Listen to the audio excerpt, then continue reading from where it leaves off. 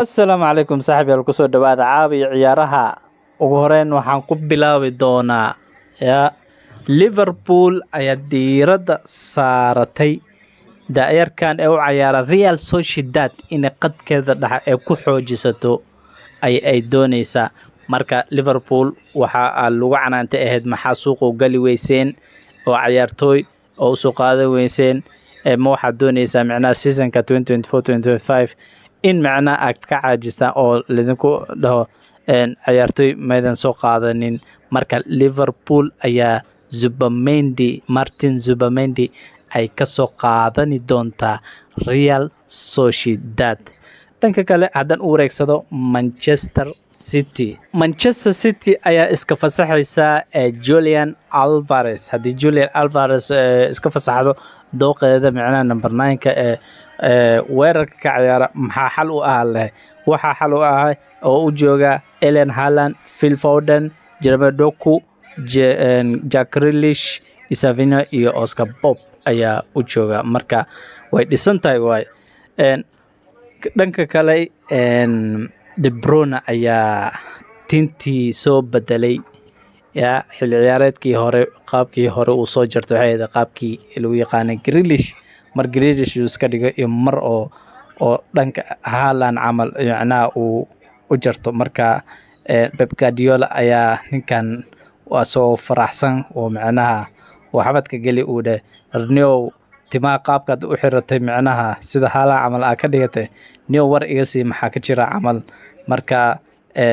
ninkan waa uu sii joogaya kooxda kama dhaqaaqi doono Manchester City-na waxay sugaysaa ama bishan 18 ay waxay la ciyaari doonaan Manchester United Community Shield ay la ciyaari doonaan markii finalka FA Cup ay la ciyaareen macnaha Manchester United marka hadda waa lagu celinaya marka ninka aad iyo aad ay ugu faraxsan seasonkan waa uu joogayaa Alvarezna waa maxaa Atletico way dhameysatay wax kasta xitaa dokumentiyadii oo xitaa heshiisyadii oo shakhsiyan ciyaartooyga Alvarez ah wax kasta ay dhameysteen kaliya waxay sugayaan in ay u dhaqaaqaan dhanka kale Arsenal ayaa aad iyo aad u xasuuqday Bayern Leverkusen aad iyo aad u xasuuqday Bayern Leverkusen waa aad iyo aad ayaa loo yaqaanaa waxay qaadatay unbeaten Jarmalka ay Bundesliga unbeaten ayada Bayern Munich 11 sano iska daldalan jirta ayaa seasonkii dhamaaday unbeaten kaaga qaadeen Bayern Leverkusen marka Arsenal way soo garaacday xanuunjin aad iyo aad ay ku soo dhufatay u soo xanuunjisay Bayern Leverkusen Arsenal marka Arsenal kooxaha waaweyn ee ka dhisan Ingiriiska ee Premier League sida Manchester City iyo Manchester United Liverpool iyo Chelsea ay fariin cad u dirtay macnaha waxay ka dhigan tahay Arsenal in ay is adkeysay ee is xoojisay kaliya hal weeraryahan bes ayaa uga dhiman sida Osimhen camal hadduu imaado Arsenal in horyaalkan ay qaadi karto kadib markii 20 sano xiriir ah aysan koob Premier League aysan ku guuleysanin Arsenal way u cadcadahay in ay ku guuleysan karto Premier League xagaagan soo socda marka Arsenal aad iyo aad fariin u dirtay